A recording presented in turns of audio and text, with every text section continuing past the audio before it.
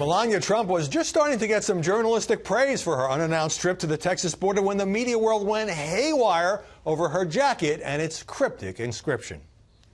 She's wearing a giant sign that says, "I don't care, do you?" going on a mission that's supposed to show how she cares. It's sort of a jacket that you would wear as a teenager, right, during your angsty phases. She's wearing a $39 jacket, the least expensive garment she has ever been seen wearing.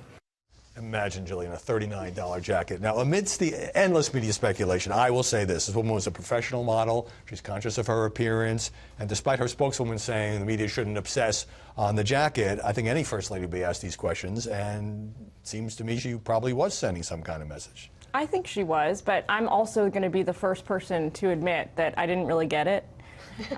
To me, it was really... I think you have some company. I think that, to me, the jacket was a total head-scratcher, and it was a bit of what my office colleague Leland Vittert would call an unforced error, meaning it distracted from the fact that she's the only member of the Trump inner circle to travel to McAllen, Texas, to visit these particular facilities and shelters, and it's an amazing, important gesture. And I don't know, I sort of wish she would have just let that stand on its own. I don't think she needed to warn something else. Other... I think, Molly, the Marie Antoinette interpretation by some pundits is horribly unfair because this trip was her idea. She did want to show compassion for the families, and apparently nobody on her staff warned her that this might, at the very least, distract from her message. Right. The only thing we do know is that she cares about these children because she went to go visit the children. So who is the message? What is that jacket's message? Who is the intended target? I'm also loath to speculate about it, but it seems like the most reasonable thing to be thinking about. This is a month she's had, a week she's had,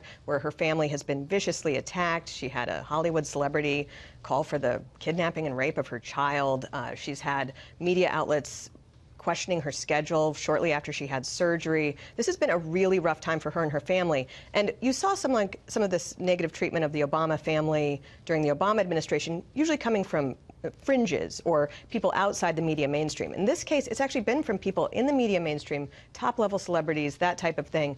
She might be sending a message to those type of people instead of... Well, the reason I feel comfortable... What is the message? Right. Well, we'll get Richard Fowler on this in a second. But one of the reasons I feel comfortable in saying she's sending some kind of message is because when she came back from the trip and got off the plane and walked in front of the White House, she was still wearing the jacket. It was 81 degrees. And so at that point, everybody knew it had become a controversy.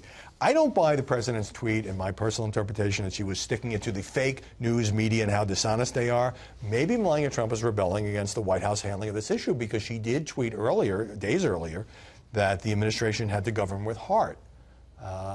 But you have a quizzical look, so... No, I actually, that analysis is very enlightening because I tend to agree with that more than the president's tweet. I think the president was probably sitting there in the morning and wanted to make a news story, so he tweeted, "Oh, she's attacking the fake news media." And I think more so, if you listen to what Melania said on the border, those words spoke very loudly for me. She said, "We need to do I'm trying to do everything in my power," I'm paraphrasing here, to make sure that we reunite these families as fast as possible, is what she said when she went down there. Jillian is right. She's the only member of this family that went down to the border. She's one of the highest ranking people in this administration that went down to the border because she cares about this issue. She's somebody who immigrated to this country herself.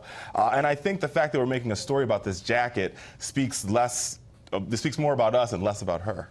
I feel very comfortable in saying we have not resolved it. But I think all points of view but it did have match been her offered. shoes. The jacket did match the shoes.